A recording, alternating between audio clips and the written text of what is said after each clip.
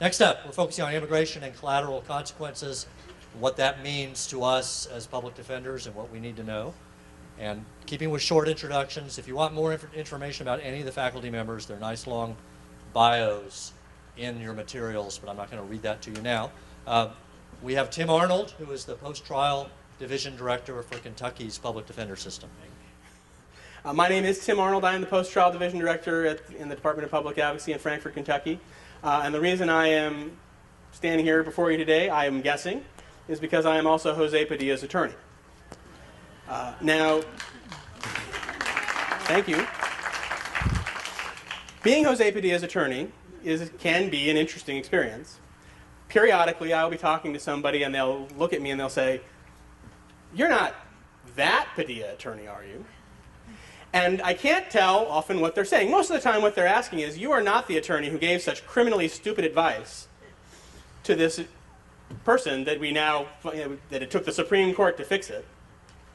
But sometimes they're saying, "You're not the attorney who unleashed this endless river of immigration crap on my office." Occasionally, that's what they mean. And the answer is yes, I am the attorney that did unleash the endless river of immigration crap. I'm one of 4 attorneys who you can blame it on. Steve Kinnaird was the lead attorney in the case in the Supreme Court of the United States. Stephanus Bibas was with him, and Rick Neal as well. So the 4 of us were representing Mr. Padilla in the Supreme Court and in Padilla. When I took this case, I inherited this case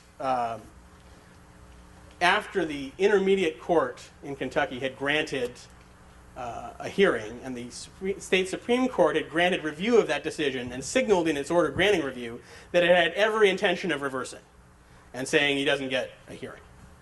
And like most of you, at that time, I had never before represented anybody who I knew to be an immigrant. I had never gone to a training on immigration law. I had never done any of that.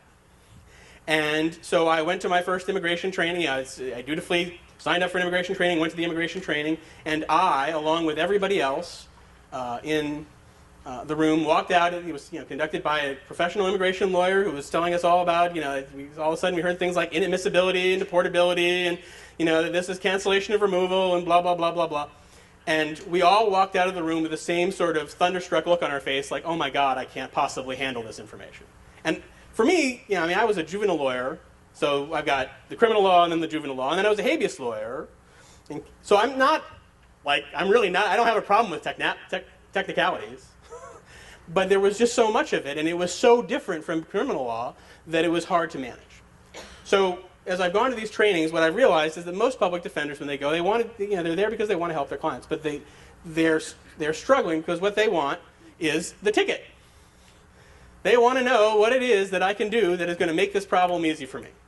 Because I've got a lot of clients, I have a lot of things to do, I don't have the ability to do anything that, I don't have, it's hard for me to be able to deal with all of the complexities that immigration law presents, because 2 cases similar situated may have completely different outcomes under immigration circumstances because of the various circumstances of immigration law.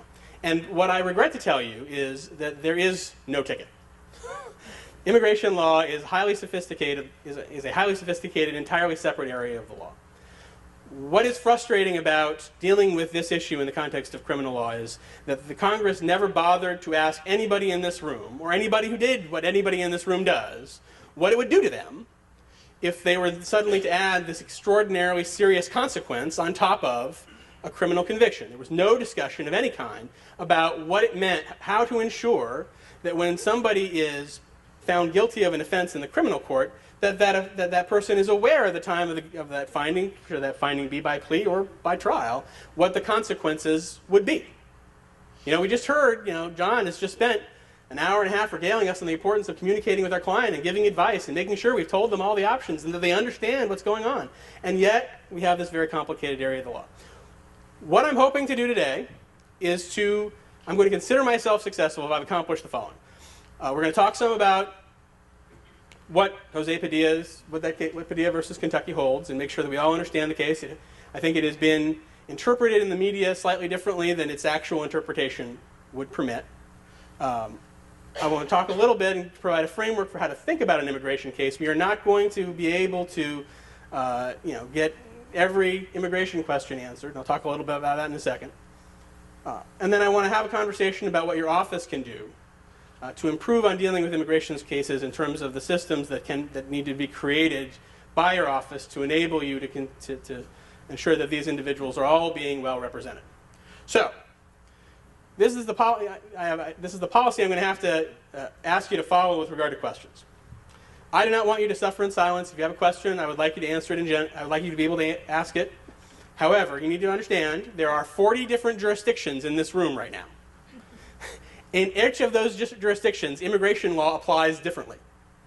So when you are asking a question that is related to Georgia law or Florida law or Wyoming law or whatever jurisdiction you are from, the rest of the room doesn't necessarily going to get anything out of that answer. And because there are 40 jurisdictions, we would be here all day. We would never get to lunch if we were answering every one of those questions. So please, if you have a question that's general to the topic, that's fine. If you have a question that is specific to your jurisdiction, I will stay here after they have provided comfortable chairs. I damn near fell asleep in one of those chairs yesterday. And I'll be happy to answer any questions that you might have that are specific to your jurisdiction. But I ask that you please try to hold those questions to the end. All right? All right. Yes. Check. Okay. All right. So the first question is, who the heck is this Padilla guy? What does he have to do with my case? Why do I keep hearing his name bandied about? Part of the reason that the decision, I think, was the way it was is because Mr. Padilla's background is pretty remarkable. He came to this country as a teenager. He graduated from high school in California. He volunteered for service in Vietnam. He was given they weren't, at the time, and I think today, military regulations prohibit them from sending a non-citizen into combat duty, and he had to waive that in order to go with his platoon into Vietnam to fight. He was decorated for his service there, was discharged honorably. He has been married for 30 years. He has 6 kids, all of whom are American citizens. He hasn't been to Honduras for more than 2 weeks since he turned 18 years old. He is not. There's nothing about this. I have yet to meet anybody other than the prosecutor in this case who really wants to see this man deported. There is nothing. This is not somebody that we're really all that upset about. He's as American as the rest of us. Mr. Padilla was charged. The reason he's in this mess, he was charged with trafficking in marijuana greater than 5 pounds after a modest quantity of marijuana was found in a semi. I'd like to say I'm using the word modest in the public defender sense of over 1,000 pounds. Which is really not even, should it be a crime? I mean, he's just bringing happiness to college students all across the Northeast. I mean, is that really a bad thing? Prior to, he's offered, his defense would have been, had he gone to trial, that he's a semi-driver. This is not him, he doesn't load the load himself. The load was packaged to look like regular freight, and he didn't know what it was. That was his defense. But it's hard to get past 1,000 pounds. So he's offered a plea agreement which has been characterized as extraordinarily favorable, but in fact was a plea to essentially the maximum sentence. And he asked his attorney recommended that he take it, and he asked his attorney, was this going to affect my immigration status? And they said, oh no, you've been in the country for 40 years. You're a veteran. They wouldn't deport you. Which, honestly, is kind of a common sense answer. Apparently, I can never prove this, my client's wife insists that at one point during the conversation, the prosecutor walked in the room and scoffed, as in, oh, you really think you're going to get deported for this? And the suggestion of deportation. There was not, so clearly everybody in the room believed this was not going to affect this particular person because of his background. Unfortunately, his plea was to an aggravated felony. We're going to talk about what cancellation of removal is, but the point of an aggravated felony is deportation is mandatory. There's basically no way out. There's nothing you can do to get out of this. Nobody wants to deport him, but they're going to have to if this plea stands. So he sought to vacate his plea on the grounds he'd received mistaken advice from his trial attorney. That was the situation, that was the motion that he filed. Now, to understand what we're dealing with, for those of you who don't do post-conviction law, the basis of the claim is ineffective assistance of counsel. Ineffective assistance of counsel has 2 elements, deficient performance and prejudice. What we're talking about today is deficient performance. Prejudice is still being litigated. And deficient performance relates to acts or omissions that fall below prevailing professional norms based on an objective standard of reasonableness. That's the definition of deficient performance. In the context of what a guilty plea is, in conjunction with this, there's some law that's relevant related to guilty pleas. Back in the 60s, when they were trying to determine what judges had to tell to defendants before they could enter a guilty plea, they sort of limited it to the direct consequences of the plea, and the direct consequences are basically the sentence. And the reason for that, as you might imagine, is they didn't want the plea colloquy to last 2 weeks. You know, that's what, at the time, I'm sure they were talking about it. They said, well, that's what the attorney is for, to tell him about all the other stuff. I just need to make sure he understands that this is a 10-year sentence, and he will be committed to the Department of Corrections and be asked to serve his sentence at an institution to be determined by them, and so on and so forth. And that was the rule. Direct collateral became a critical distinction because when reviewing IAC claims, most jurisdictions, pretty much all jurisdictions, concluded that you were only entitled to advice on the direct consequences, that the collateral consequences were sort of fell outside of what you were really entitled to advice on. And collateral consequences was still defined pretty broadly. Things like parole eligibility are regarded as a collateral consequence because you're not entitled to parole. Even though all of us, if we were to say, is that a collateral consequence? No, of course not. It's part of the sentence. That's the biggest issue my client has. When am I going to go to the board? So that's, the way that the law was structured was that collateral consequences were under a separate rule. And most jurisdictions had sort of a saving clause in all of that called the flagrant misadvice rule.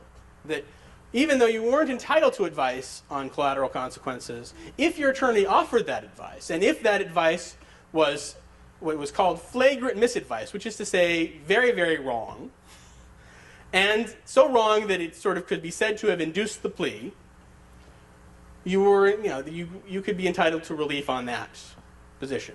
That was where the Kentucky courts differed, I think, from the rest of the country, because in the state decision they said, well, even if it's wrong, he's not entitled to advice on it, and therefore, whether it's right or wrong, it doesn't raise a Sixth Amendment claim. That was the issue that the Supreme Court was asked to present.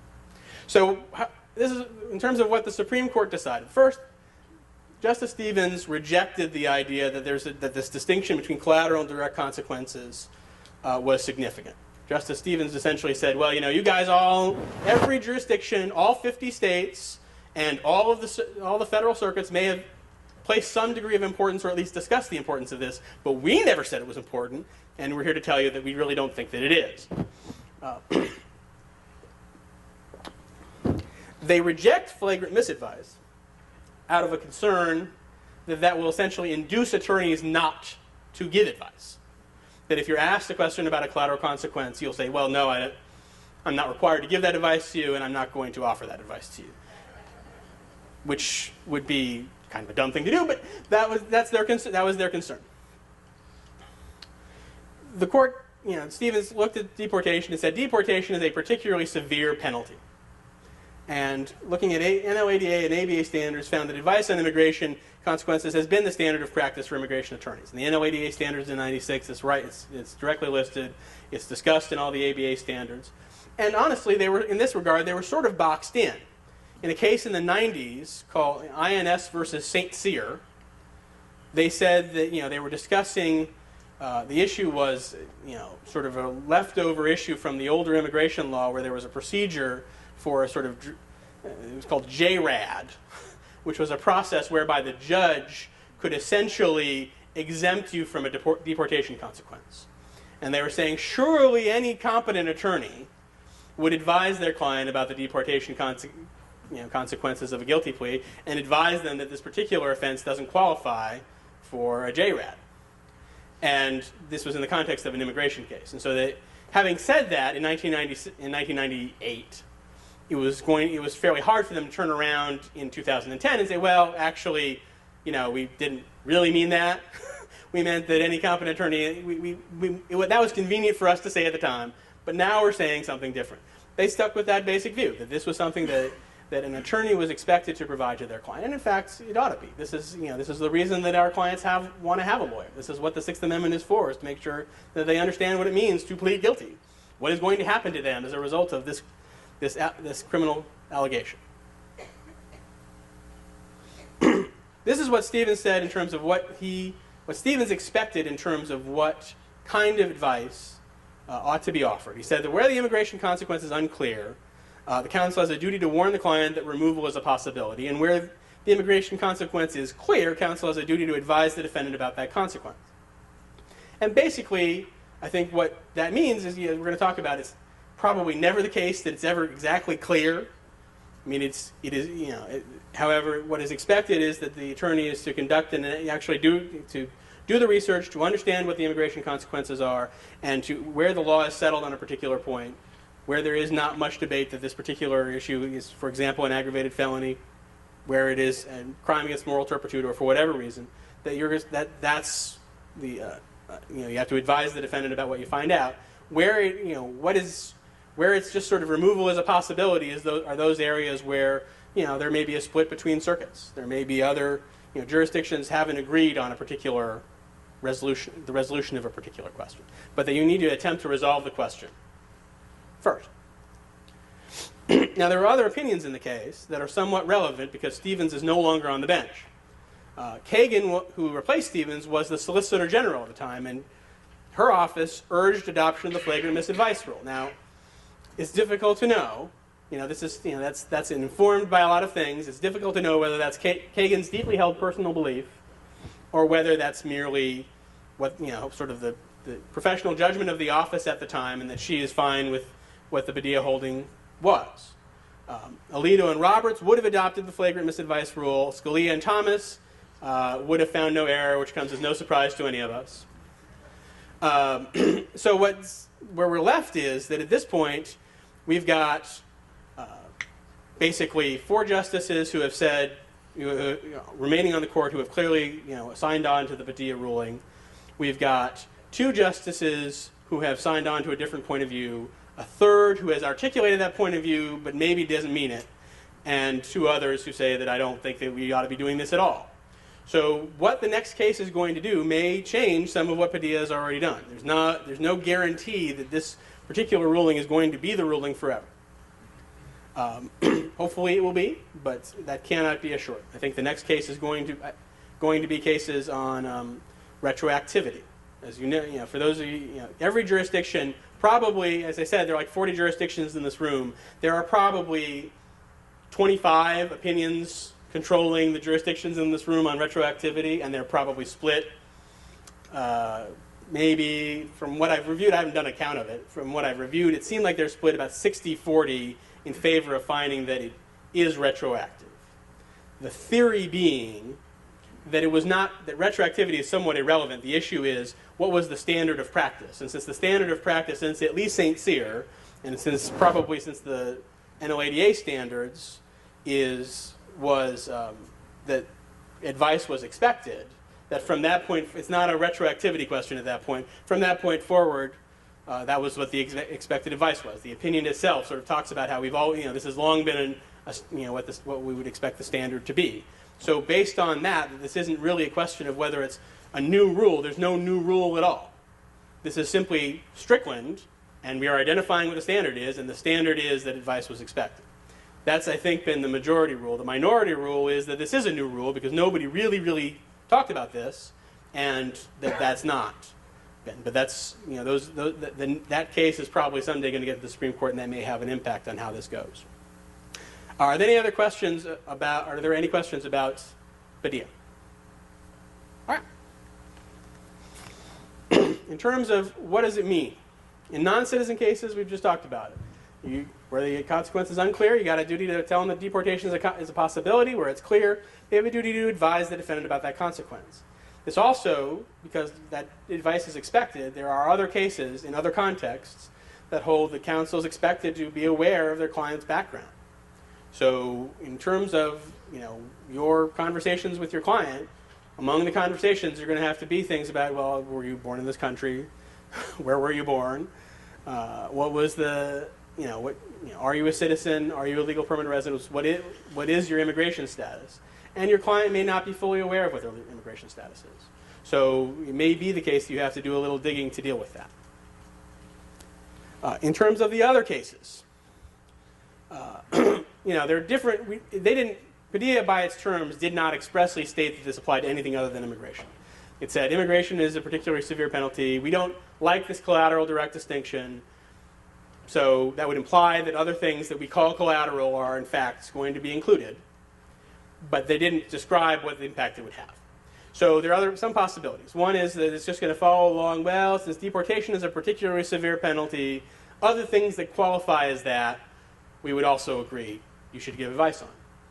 Or they may say that it's sort of required and the client makes a specific inquiry into other things, and then that sort of brings us back to the flagrant misadvice rule that they appear to have rejected.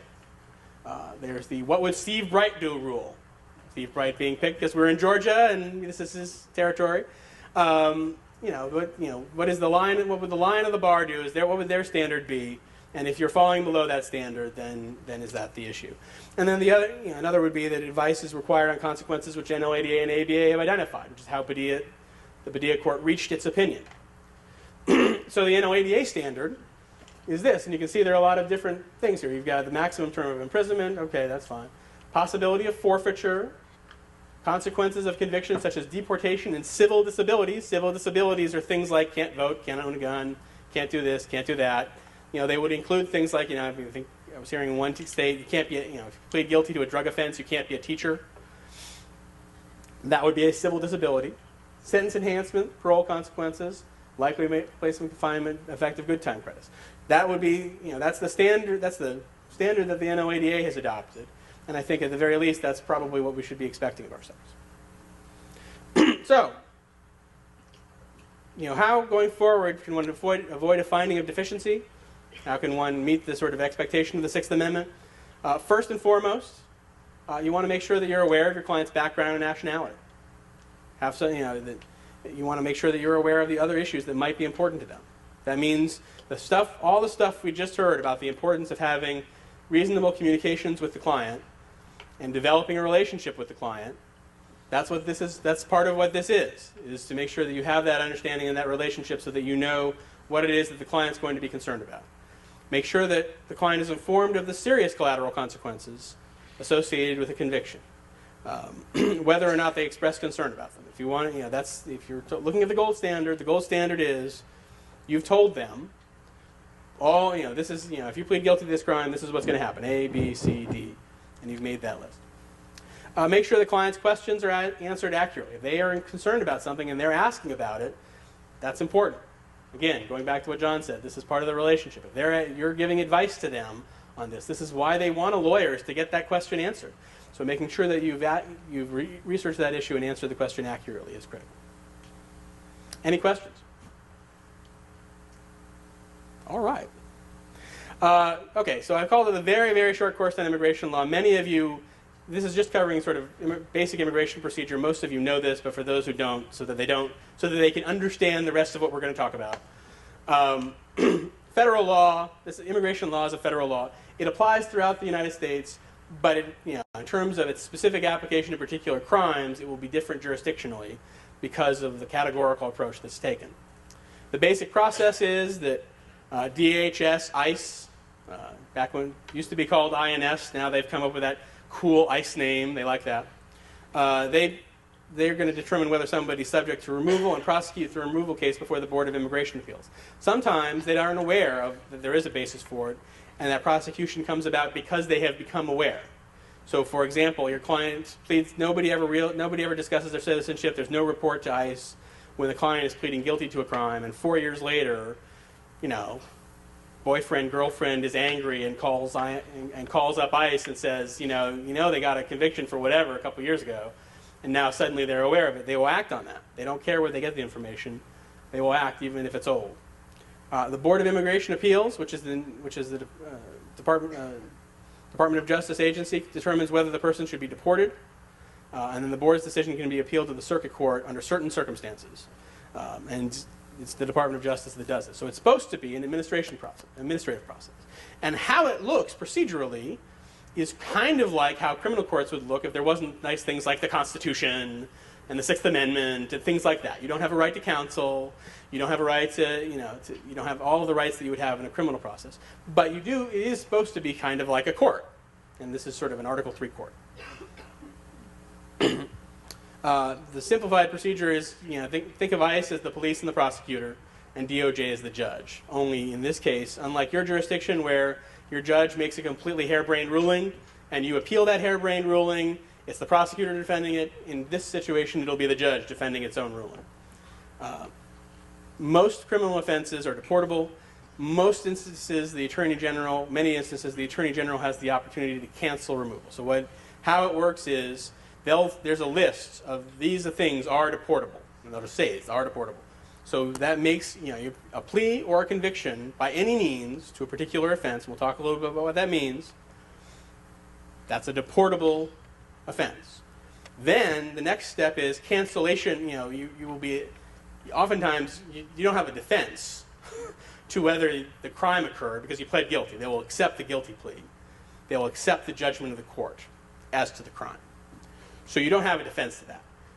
What you're arguing for is that the Attorney General ought to cancel removal, and that's going to be determined by a lot of things, like how long the person's been in the country, what kind of connections they've established here, what's their prior record, do they have a history, or is this somebody who's sort of a persistent offender, or is this somebody this is really their first offense, things of that nature. It's a judgment that's based upon all of those factors.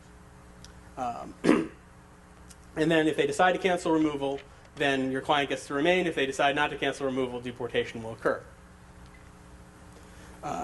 Generally speaking, all of the offenses you're talking about are going to fall into one of three general categories. These are not the immigration terms. These are just how to think of them. One is aggravated felony, which is a deportation, and that is the immigration term. That is deportation. That is an offense for which deportation is mandatory, which is to say there is no cancellation possibility. That's the Jose Padilla situation. He's pled guilty to an offense that by law is an aggravated felony, which means that no matter how much we love him, we have to send him back to Honduras.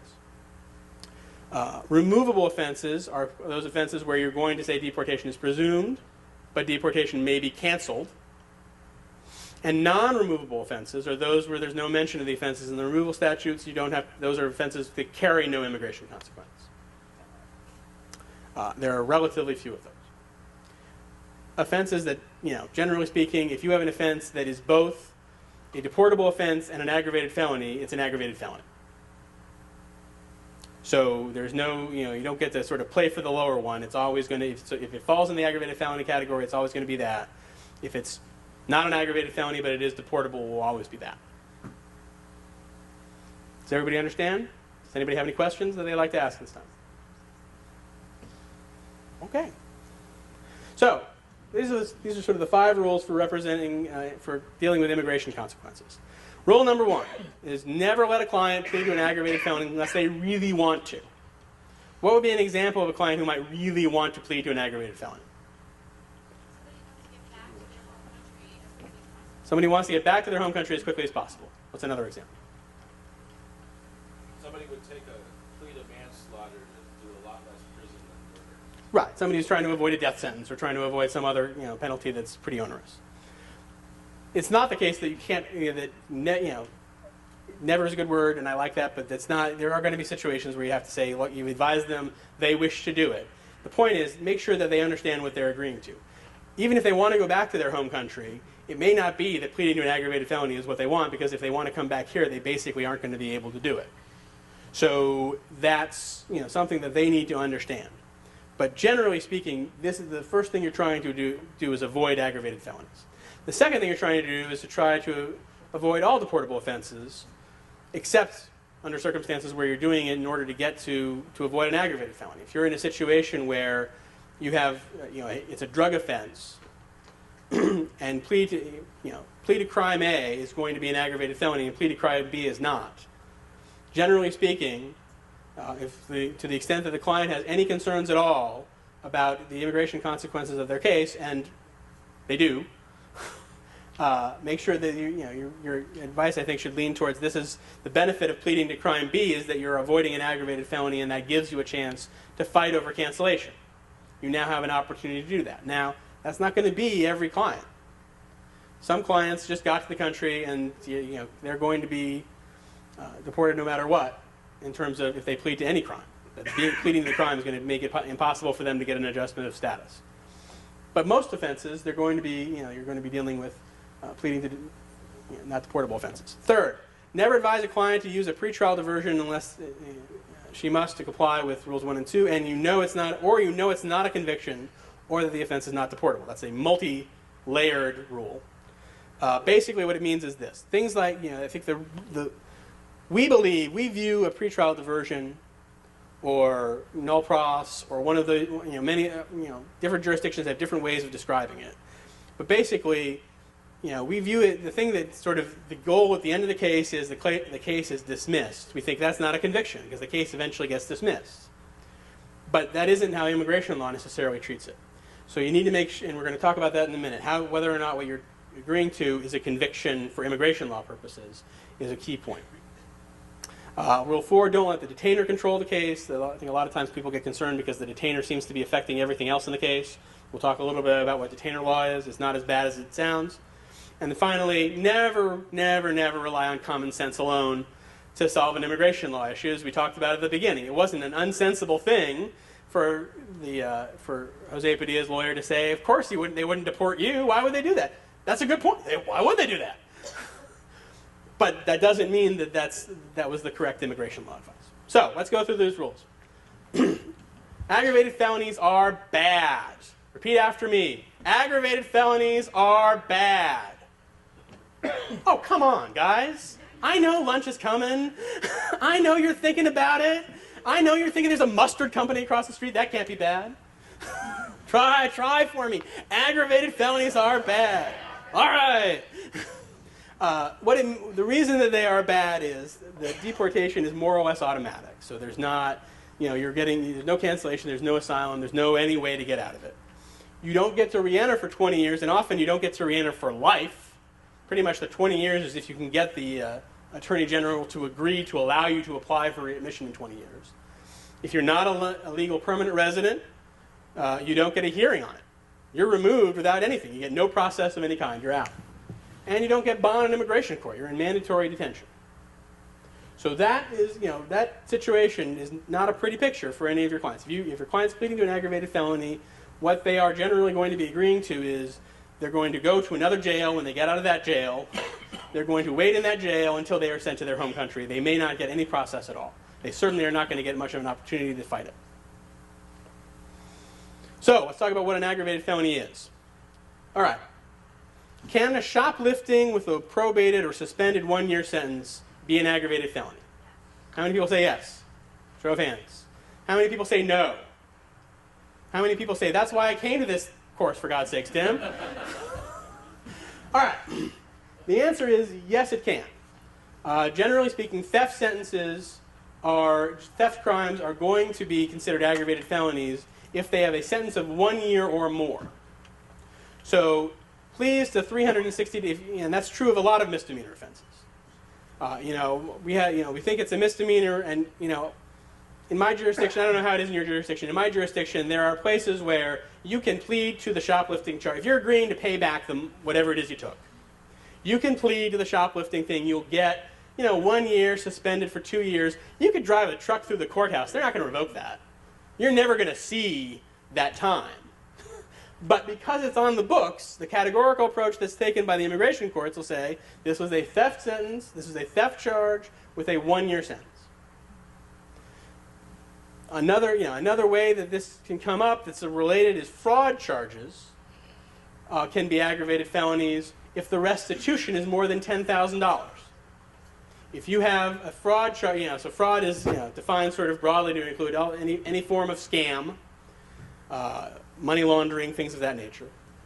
You can have, that in that instance, the charge may be a misdemeanor. You can plead to a misdemeanor, but if you're agreeing to pay $10,000 in restitution, then that's an aggravated felony, even if you've pled to a misdemeanor for 2 days in jail. Can a misdemeanor battery charge be an aggravated felony? How many people say yes? How many people say no? All right. Yeah, a misdemeanor battery charge, again, it can be an aggravated felony if it is characterized as a crime of violence, which is generally going, and if the sentence is 1 year or more. So,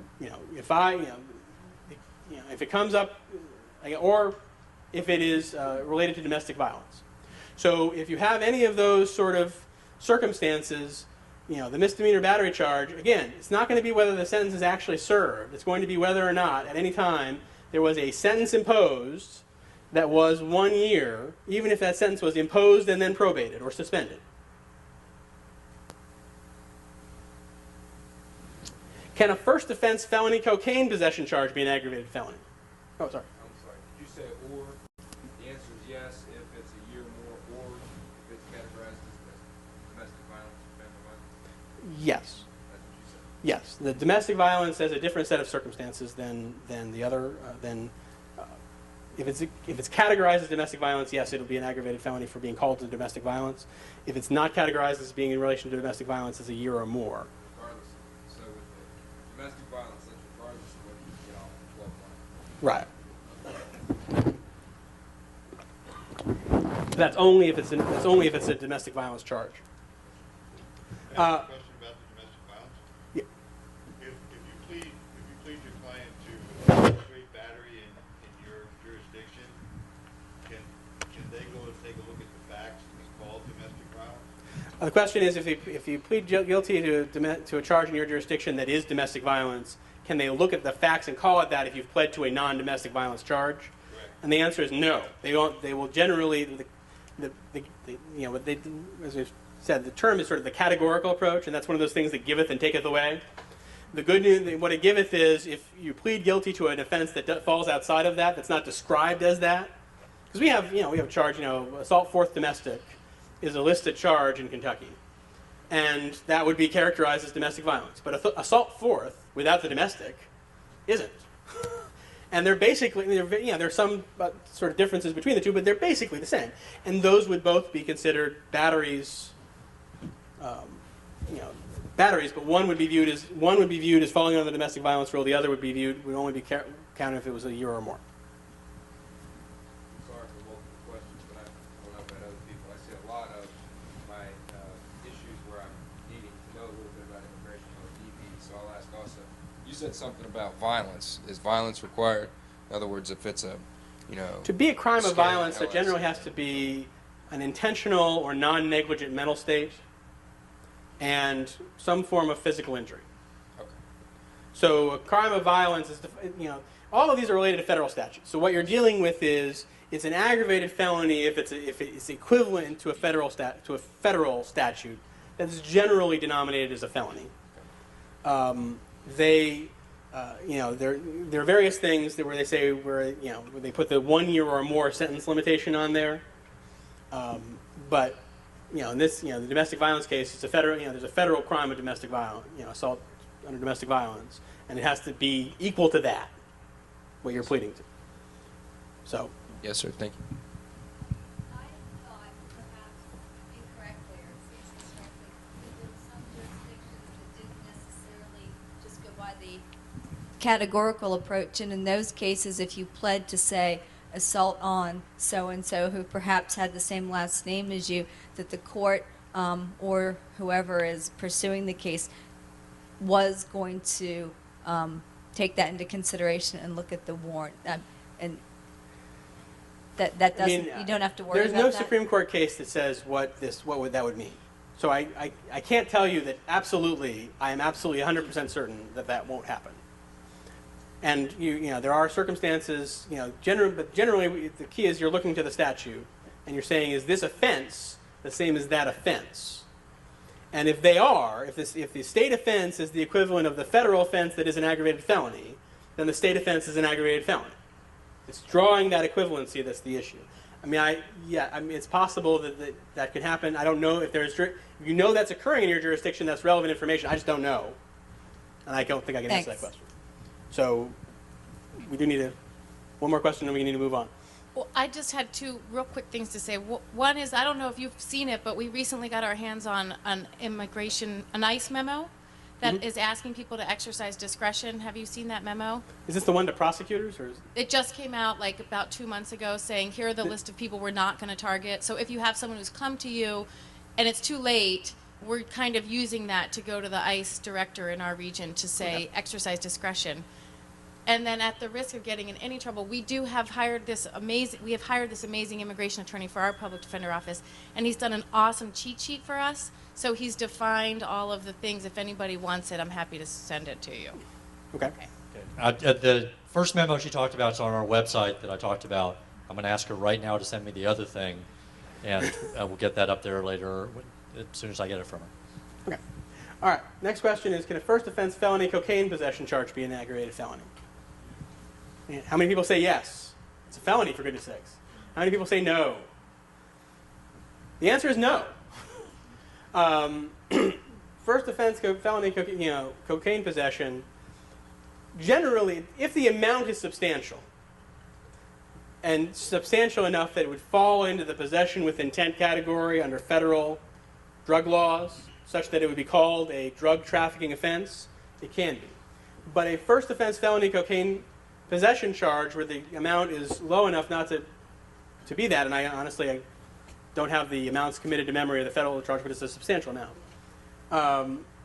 Generally speaking, that's Lopez versus Gonzalez. Even though the state court, in that case, that's a U.S. Supreme Court case, the state court, he was convicted of possession of several grams of marijuana, or of cocaine rather. And it was a first offense charge, and in his jurisdiction, that was a felony, as it would be in mine, as it would be in many of yours. But federal law defined it as a misdemeanor. And since federal law defined it as a misdemeanor, it was not a felony drug trafficking offense, as that term was defined under the Controlled Substances Act, and therefore was not an aggravated felony. So in that case, even though it is a felony, it's not in state law, it's not an aggravated felony under federal law. It's still removable, yes? Still removable, yes. It's not automatic. Yes. Drug offenses are removable generally. All drug offenses are removable offenses. But this particular case is not an aggravated felony, so you're not dealing with, you have the opportunity for cancellation.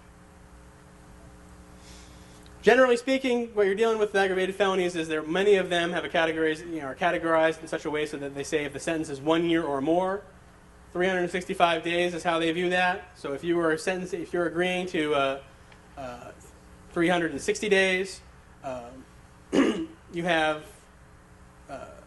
you're dealing with you're dealing with 360 days is not an aggravated felony for most of those offenses, if that's the actual sentence that's being described. If the judgment reads he is guilty of theft and he is hereby sentenced to 360 days and sentence is suspended, if that's the rule, then they're going to look at that 360 days and say it doesn't qualify.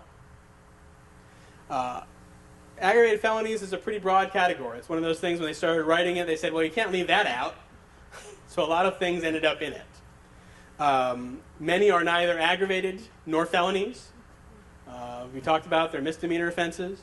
Many are dealing with 360 days. The best solution is what we just heard. Many offices have created a chart. We're going to talk a little bit about how to get that done for your office, and different technology solutions that are in play to try to help you with that as we get to the end of the session. But that's something that that's the best solution. Is eventually this is sort of a cookbook, and you can go and look at the aggravated felony statute and deal with that. So, what are the other deportable offenses? We just talked about some of them. Drug offenses, except for possession of less than 30 grams of marijuana, pretty much drug offenses are deportable, even if they're not aggravated. Crime involving moral turpitude. Crimes involving moral turpitude are not defined. There's no list for crimes involving moral turpitude. Generally, it's going to be considered, it's not going to be much different than the sort of crime involving moral turpitude that you learned about for the ethics rules as far as what would get you disbarred. It's going to be a sort of offense that involves either some element of fraud or larceny, or an element of intentional or non-negligent violence, things of that nature. There are debatable issues about whether, when DUI falls in that category, and generally it's going to have to be sort of DUI causing injury or other things. But there is not, there's no list there for that. That's going to be sort of you're going to be looking at it and trying to see whether or not those elements of either, larcenous intent or intent to harm are included within it. Felony possession of use of a firearm or use of a firearm or ammunition. Those are deportable offenses.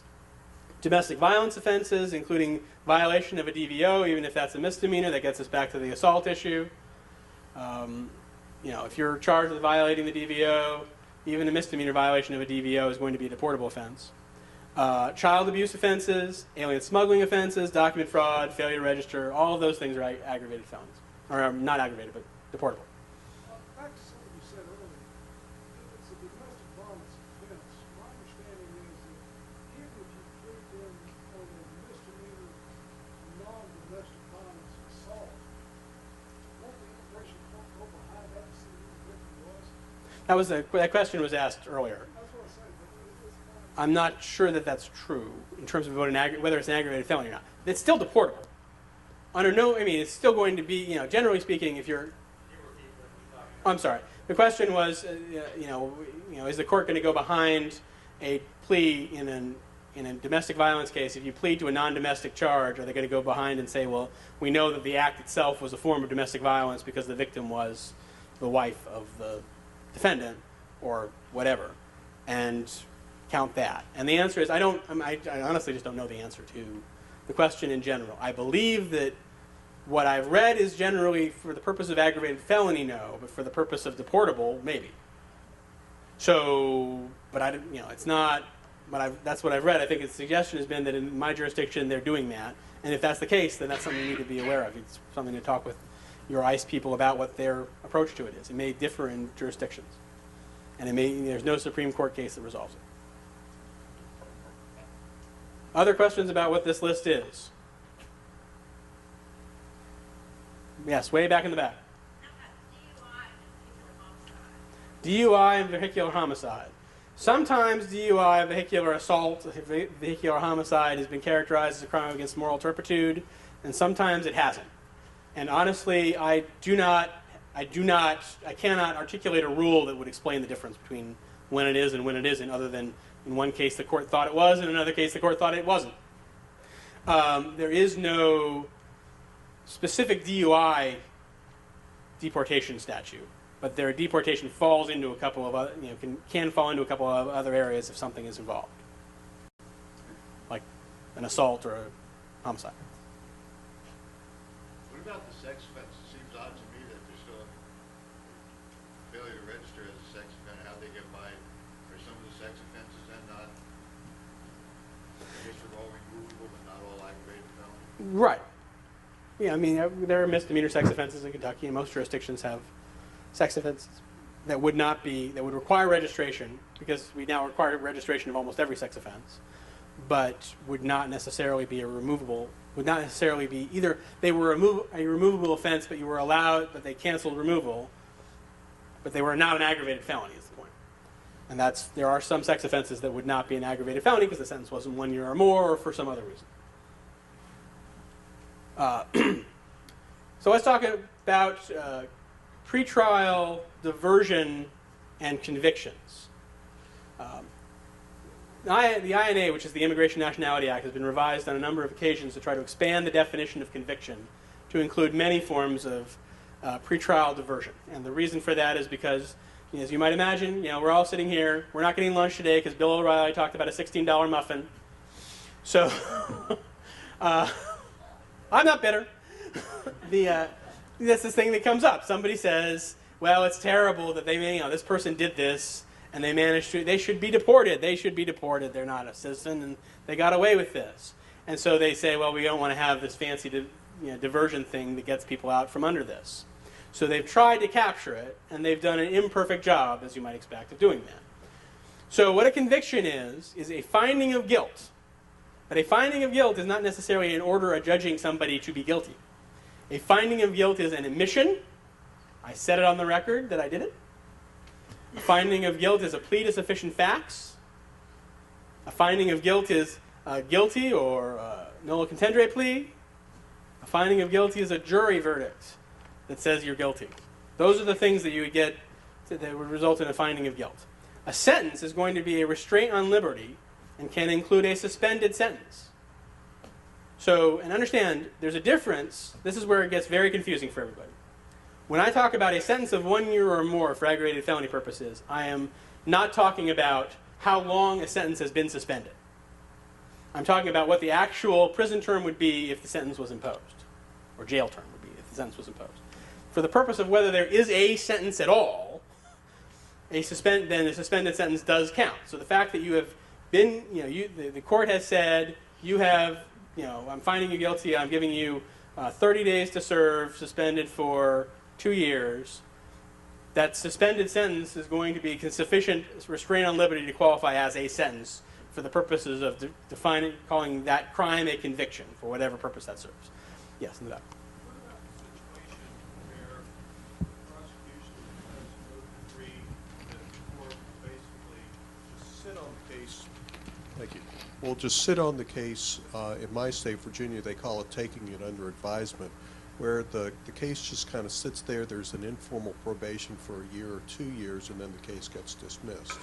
Well, whether that, generally speaking, the restraint on, so the question is, what if you're just sitting on a case and it's not resolved, the case hasn't been resolved?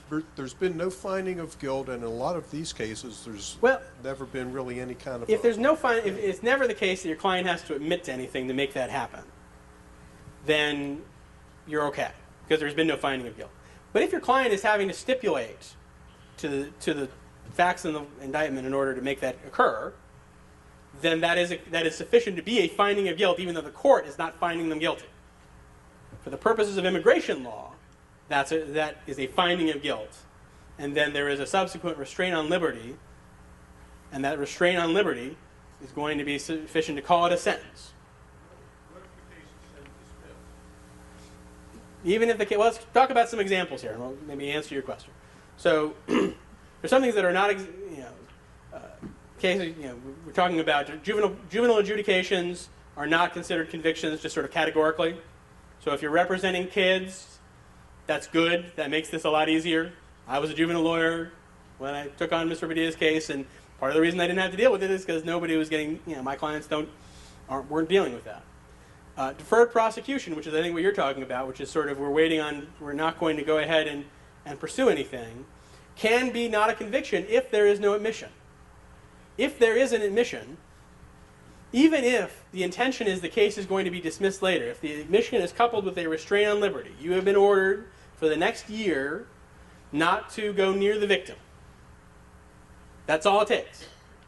If there is that, and you have admitted to the facts, and you have now accepted that restraint on your liberty, that's sufficient to call it a conviction. Because remember, the point of this is to nail your client. So that's the point. That's why they wrote it. So they were trying to get to that guy. So that, it is possible that deferred prosecutions can be that. So let's talk about some examples. Your jurisdiction has created a diversion program. To qualify, the client has to plead guilty. There's a missing word in that sentence, but just work with me on it. The court then imposes a series of restrictions and obligations, such as participation in the program. If the client complies, in 2 years, the record of the offense is expunged. There's not going to be a record in 2 years. Now, how many people say that's a conviction? All right. Yes, indeed it is. That would be because what you have there is you've had to plead guilty. There's definitely an admission of guilt. And you've had to agree to certain restrictions and obligations. That's an easy one. Jurisdiction has agreed to start a program where the prosecutor agrees not to prosecute if the defendant stipulates the probable cause and agrees to participate in a court-ordered program. How many people would say that's a conviction? How many people are not sure? Again, this is why I'm in the course, Tim. I'm expecting you to tell me that. The answer is that it's unclear to me, and I think it's sort of unsettled in the law, whether a stipulation of probable cause would rank as a finding of guilt. However, there are places where it would be considered that, and that is something to be concerned about as far as whether or not this is going to be a conviction or not. So there are jurisdictions where that's not true. They do not regard that as a finding of guilt. So that's an unsettled question. Yes, back in the back.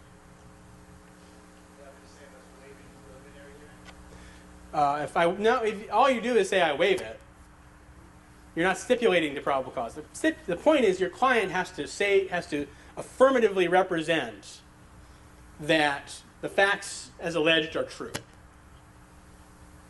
The debate is the stipulation in that representation, and I would argue it's not, but that's, if ICE disagrees, my client's screwed, so I got to be careful. And if that is that representation, is the fact that it's only probable cause, does that really count? So I can't promise you that this is not going to happen. I think a lot of times, most jurisdictions, it would not be considered that because the stipulation wouldn't be adequate, but that's not universally true. In the middle aisle here. And then.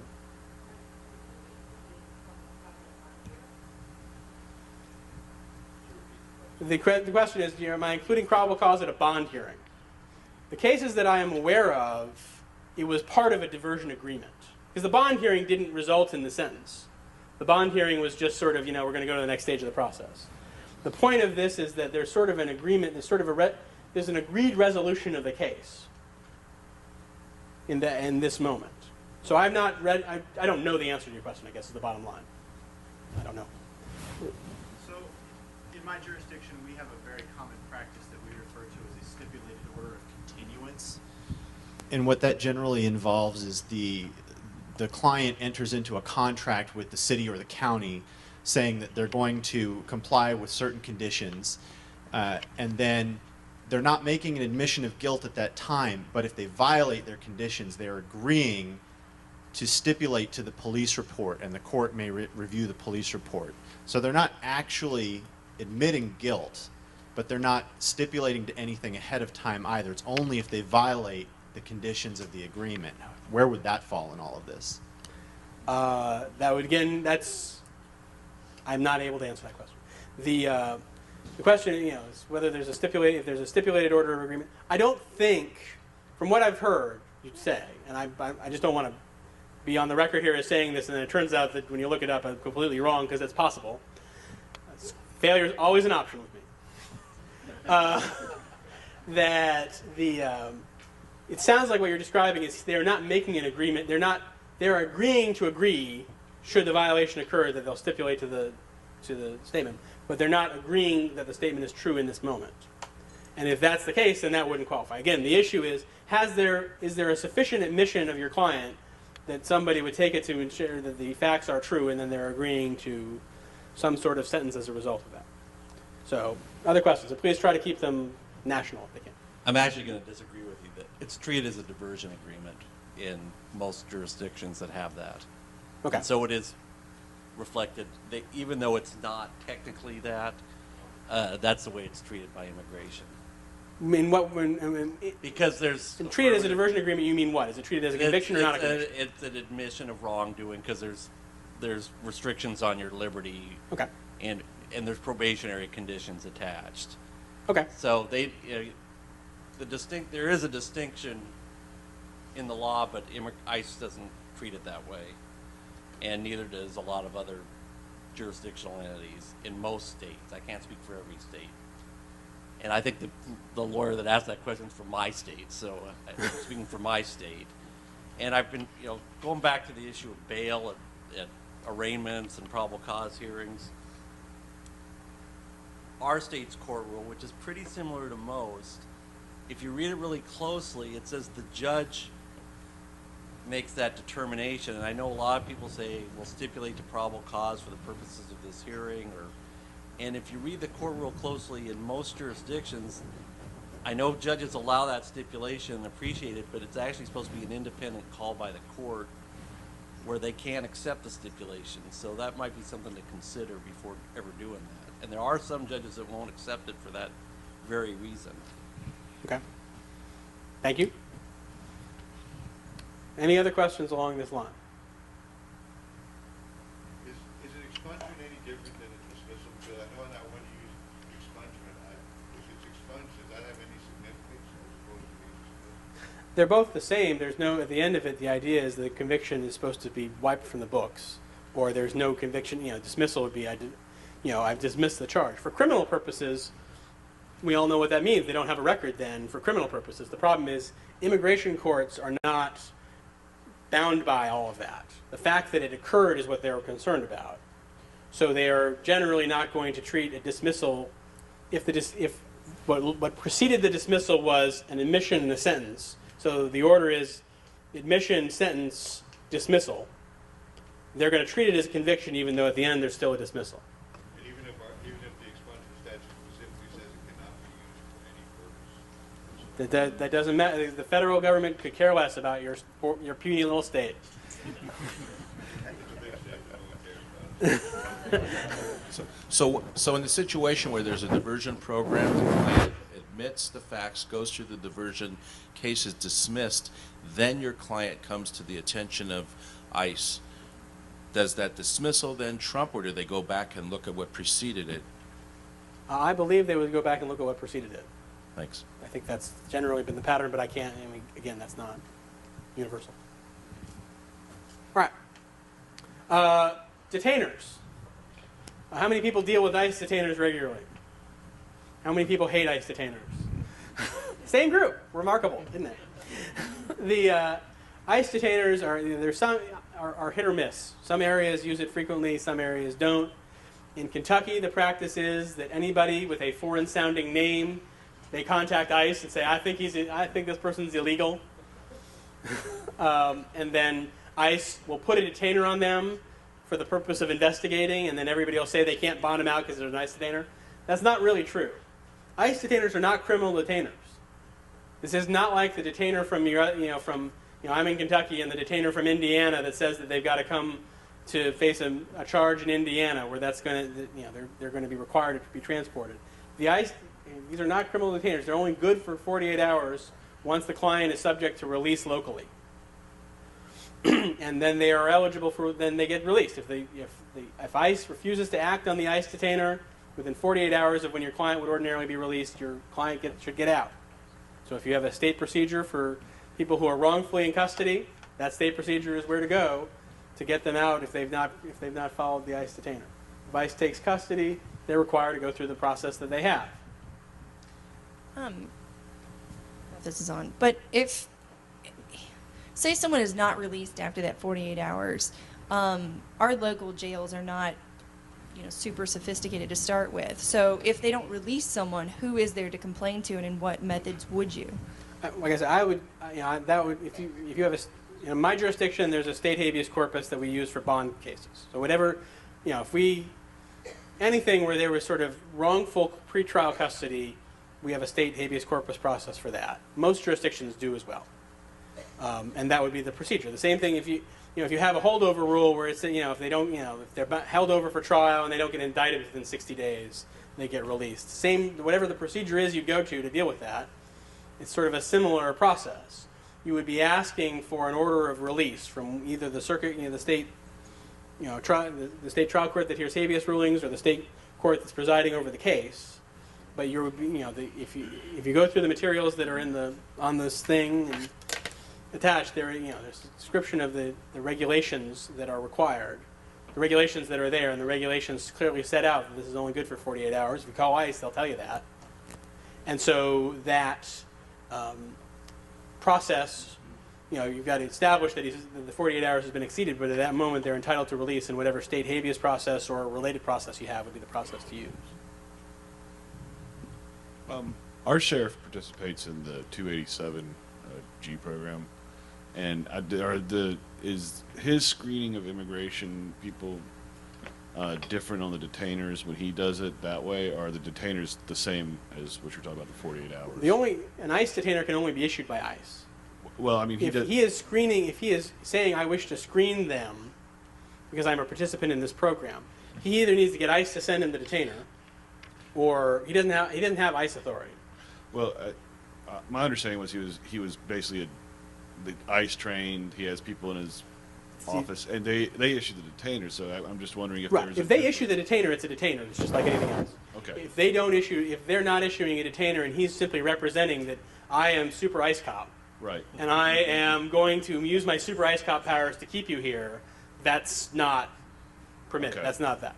So it's, if ICE is issuing the detainer, then that's an ICE detainer. Okay. And that's, in my jurisdiction, that's sort of how it ends up happening. Is the sheriff, the local jailer is contacting ICE for everybody who comes in looking foreign, and ICE sends down a detainer pretty quickly, and then oftentimes what it is they send down the detainer, and the person's a citizen.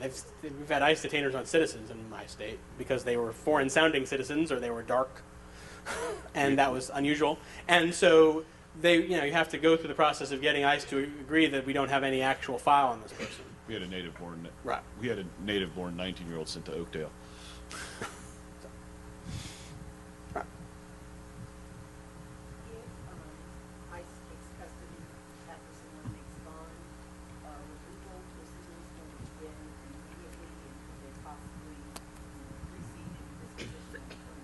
They can, yes.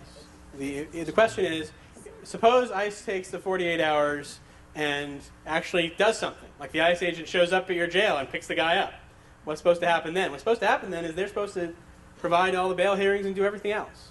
This is not intended to be a means of ensuring, sort of ensuring high bond in state cases. If the state judge is comfortable that they're going to show up for trial, there's no reason for ICE really to disagree with them.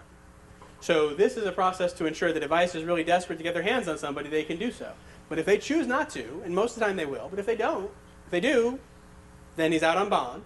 If they do pick him up, then that's when the proceedings are supposed to start. They're supposed to get all the things that they would ordinarily get. They get bail hearings in the ICE process, and there's the removal proceedings are supposed to commence. Now, what can happen is ICE will pick them up, they'll issue bail. Then ICE will continue the case to pending the resolution of the state case. That can happen, and if that happens, then you haven't really gotten anywhere. But they're supposed to start the removal process.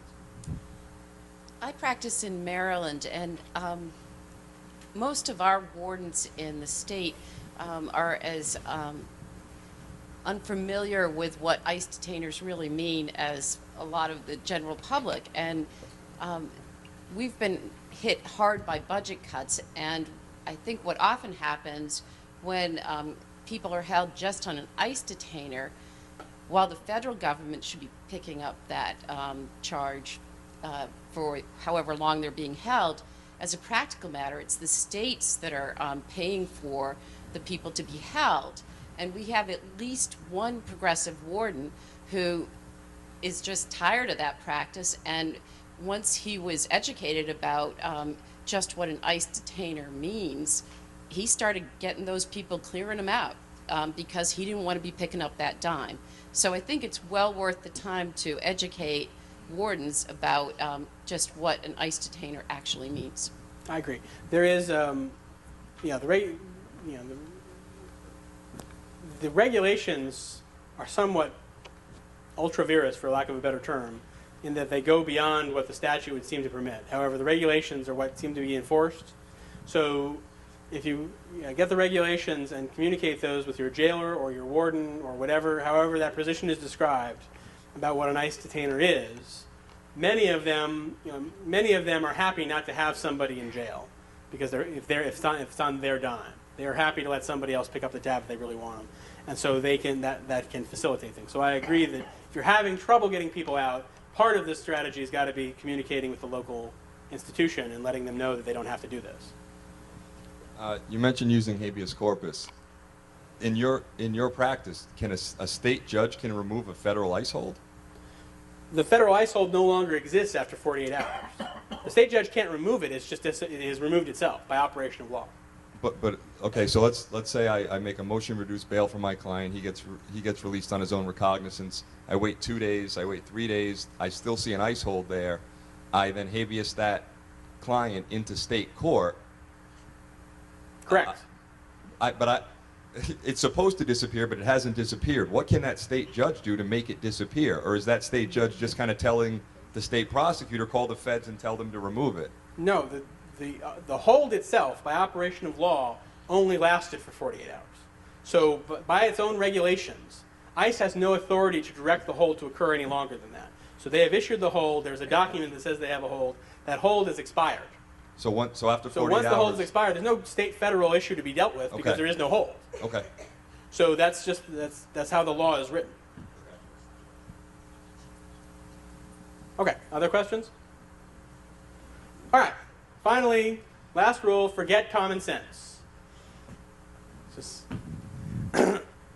we've talked about it, a minor shoplifting, a 365-day sentence is still going to result in the deportation of somebody who's given their life to this country, but on the other hand, somebody who's convicted of solicitation of murder might not be deported. Funny world. I didn't make up the rules. There are a lot of misconceptions about immigration law that I think people need to be aware of, and that's why common sense isn't going to necessarily provide the best guide.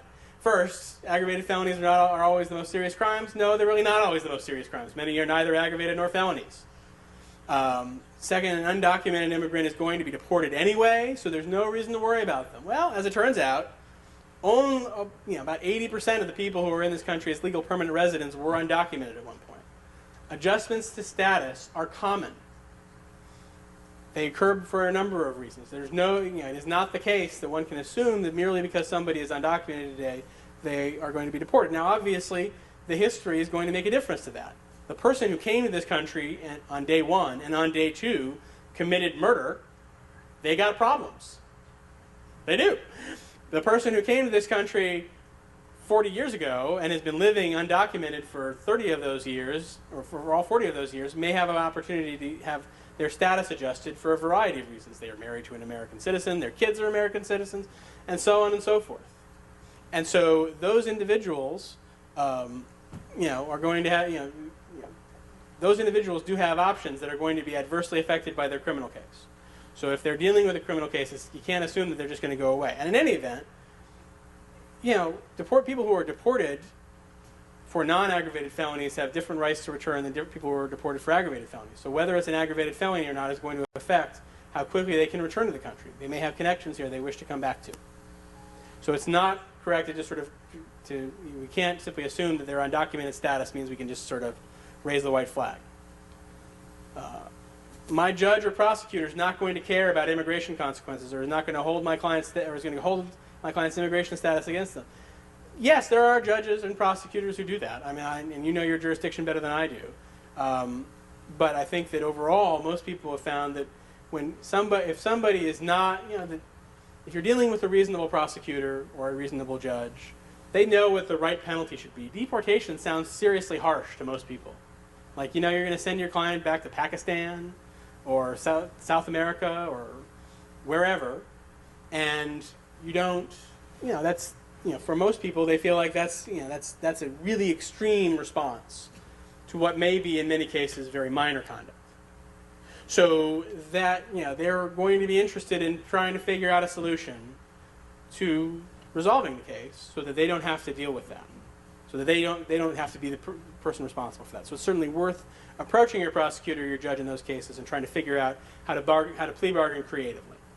Another misconception, which I didn't put in here, is that my foreign-born client is not a citizen. That may not be true. Some people who are born outside of this country, if they're born to American parents, are Americans. People who are born to people whose parents, their grandparents were American, and so their grandparents' children were American citizens, even though they were foreign-born, may themselves be American, depending on under certain circumstances. So you do have to do a lot of research into their background to make sure that you are aware of what issues that they have. Any other misconceptions people are aware of? It's not a misconception. Or questions? Is there any case law on the propriety of a prosecutor requiring a waiver of all Padilla issues as a condition of the plea? Is there, waivers of post-conviction claims as a condition of the plea is something that's been attempted in a lot of areas. I think that I'm certain that they meet with some success during the lower courts. There's no Supreme Court case that endorses it, and I think if it ever gets to that point, they wouldn't. Because you can't really waive what you're saying is you waive the claim you don't know you have. You don't know you have a Padilla claim. Now, if what you're saying is, instead of I'm waiving Padilla claims, you're saying this is what I've been advised about immigration consequences, and you are agreeing that you have received this advice about what the consequences are, then you've admitted to a set of facts that are going to be hard to overcome later. It's going to be hard to say, I stood in open court, the judge told me, you say you understand that this crime is a deportable offense and that deportation can occur quickly and that deportation is a function of the decision to be made by ICE, but that's presumed under these circumstances and yada, yada, yada. And they say, yeah, I understand that. They can't come back later and say they didn't understand that. So from a factual point of view, you can admit to facts that make the claim hard to establish later. But if all you're doing is saying, I hereby agree as a condition of the plea to waive any claim under Padilla versus Kentucky, you're waiving a claim you didn't know you had. So I don't think that in the end that's going to be held to be valid, but there are jurisdictions I know who have done it in other contexts, and they try to enforce that. Certainly it gets litigated a lot in federal cases.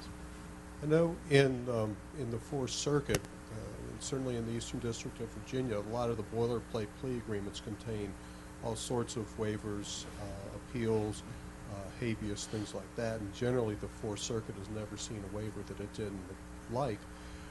But there have also been recently a lot of ethical decisions from different states saying that it is unethical to agree as counsel to those kinds of ineffective assistance waivers and things such as that. And the Fourth Circuit actually recently kind of signed on in a backhanded way that you can't waive your right to, you can't waive an ineffective assistance claim as boilerplate plea agreement language. So it seems to me, by analogy, that you really couldn't effectively waive a Padilla claim either. And there are going to be a lot of prosecutors who still will insist on that. And I guess that begs the question of whether or not the defense bar is willing to file ethical claims against the prosecutors or file, seek legal ethics opinions from the state bars as to the propriety of those requirements by the prosecutor that you waive those kinds of claims. Okay. So, for those who were having trouble hearing, what he was saying was his jurisdiction was requiring waivers, and the court seemed to be enforcing it, and then there was an opinion that ethically an attorney couldn't agree to it. And I think that certainly ethically, I think that your bar may be helpful in terms of pushing that back. You can't advising your client to waive claims that you were ineffective is certainly a conflict, because at that point you're contrasting your interests with that of the client. So it may be that one strategy approach that I think is being suggested is to approach the bar and ask the bar either take the complain the prosecutor, which will have interesting and exciting ramifications, but may be fun to do anyway, or alternatively to make sure that to ask for advisory opinions from your ethical people to say that whether or not you can do this. And if you can get an ethical opinion that says you're not allowed to agree to this, then that puts you in the position of being able to say that categorically. I would add that in Oregon we've had some success with getting the judge to appoint another lawyer to have that discussion with the client if the prosecutor's insisting on such a piece to the deal. Okay, Therefore, getting rid of the ethical problem for us, not necessarily for the prosecutor. Right, and it still leaves the client with the issue of what is, it's not. At some level, the way the client shouldn't be waiving a right to seek ineffective assistance of counsel if counsel was in fact ineffective. That's not fair to the client. So really, part of the pushback needs to be, look, how we solve this problem is we put, if you're really concerned about it, we can talk about, what's on the record in terms of what he's aware of so that we can establish the facts. If that's the thing you really want, we can put on the record the facts you need to show that if you were to make a claim that he was properly advised. But that's simply getting him to categorically agree to waive claims. He doesn't know what, we don't know what claim he has. We don't know what the decision is going to be tomorrow. Let's put accurate advice on the record. And if that advice proves later not to be correct, he has a claim that is already established. If the advice proves later to have been correct, he has no claim. But either way, it's going to be settled by what he's already acknowledged to having heard and understood at the time of the plea. So we need to move on, though. So in terms of taking the next step, one of the issues we have is how do we deal with this as an office? Different offices have different approaches to dealing with this. NLADA, New York Defenders Association, Immigrant Defense Project, sort of viewed a protocol on this and sort of ended up, and I believe it, actually, I thought it was in your materials, and when I looked last night, I don't know that it was, so I need to send it to Jeff to make sure it gets back there.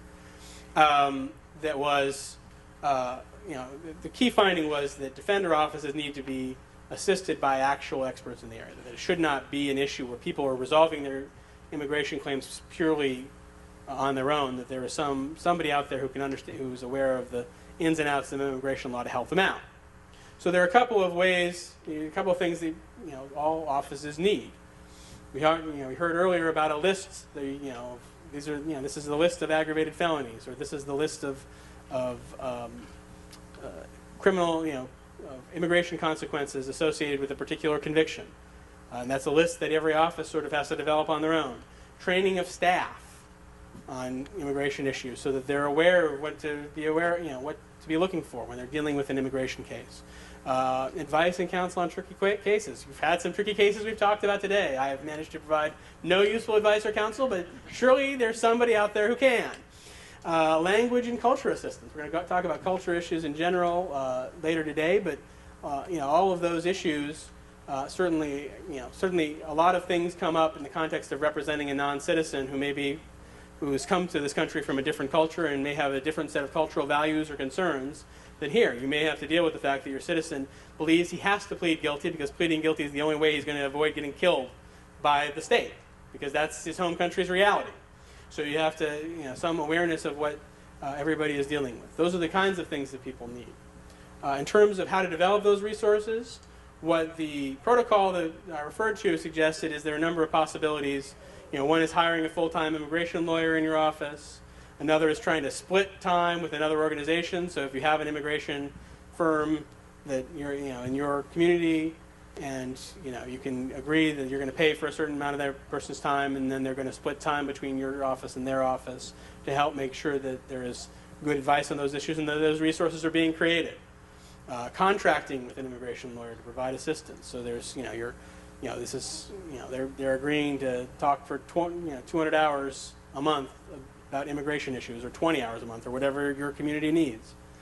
For statewide systems, having a sort of principal expert that sort of is, it's a blended system, having a full-time person in your office, but then having sort of trained liaisons in the other offices to allow them to, that they can communicate to ensure that there is some process of reviewing plea agreements and reviewing situations that may affect immigration. That's what Kentucky has been trying to do lately in response to this. We had, this is not, I wish I could say, we are the Kentucky in Padilla versus Kentucky, and I wish we could say that we were doing an awesome job of it, but the fact is that this is something that's been slow for us too. We've struggled with this. We were slow to realize the problem, and it's hard to find the resources to respond. So there are other issues that are out there. There is, community organizations may have, you can work with, may have interest in doing this. There may be sort of nonprofit immigration firms that may want to help out. Formal advisory relationships with immigration attorneys, even if they're not being paid, they may look advantageously upon that if it's a way for them to get clients in immigration proceedings, and that you're referring clients to them, and in return they're helping you solve the immigration case so that they don't lose the case when they get it. Most immigration defense attorneys are a lot like us. They hate like hell losing cases. They don't want to, they drives them crazy.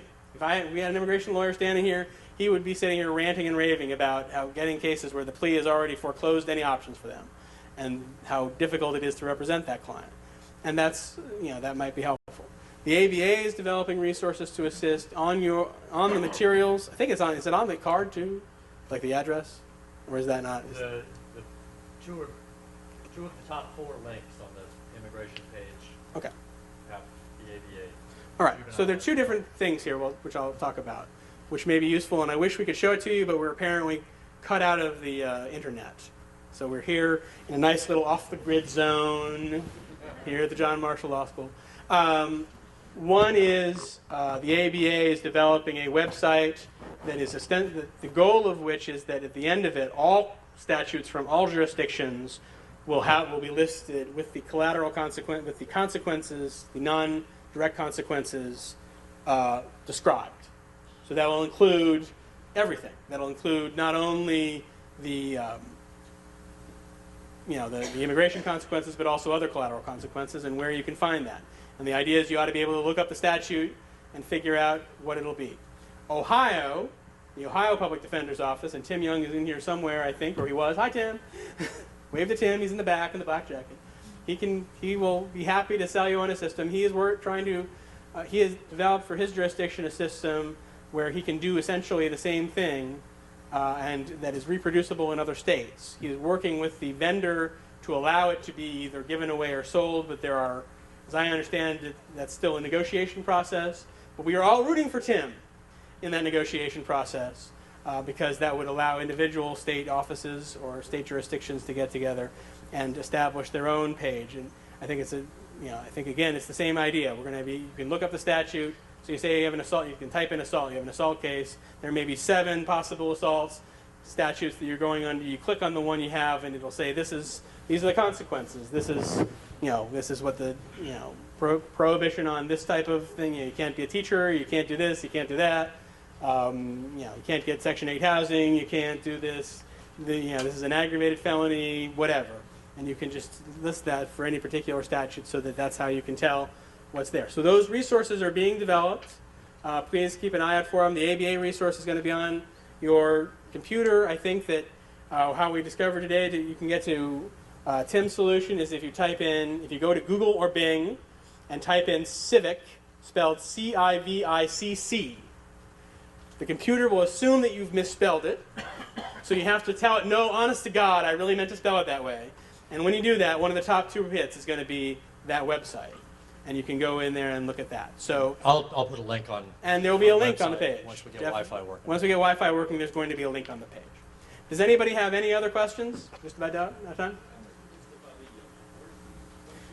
Mr. Padilla, okay. So Mr. Padilla is a funny story. Since I have a minute, I'll tell it. Jose Padilla was my client. He was in prison. He was indigent at the time when I started representing him. We lose in the Kentucky Supreme Court. I think to myself, my God, I'm going to the show. This is awesome. I got a great case. I'm feeling good about it. I call my client up to fill out the affidavit of indigency. He has been released from prison because he challenged the conviction, the immigration judge. And understand, nobody wants this guy deported. The immigration judge said, well, it's not an aggravated felony yet, and bonded him out. And he made $140,000 the year before I did that, so he's no longer indigent. So that's how Steve Canary and others got involved in the case. He was not an indigent client. I followed along on my own dime for that. And it worked out well for him, I have to say. Since that time, he's now been laid off. He's now my client again. So I only missed the good part.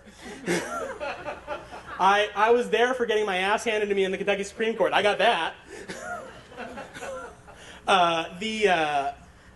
Subsequently, they remanded it for an evidentiary hearing. We've had the evidentiary hearing. The state court said, well, everybody's agreed performance was deficient. There's no debate about deficient performance. But that there was not prejudice because he would have pled guilty anyway because the agreement is so spectacular, and that is now on appeal. So he is living in California with his wife, and I am appealing his case to the Kentucky Court of Appeals, and who knows, I may be back on the show again to talk about what Padilla means in relation to prejudice with Mr. Padilla again. So that is Mr. Padilla's location.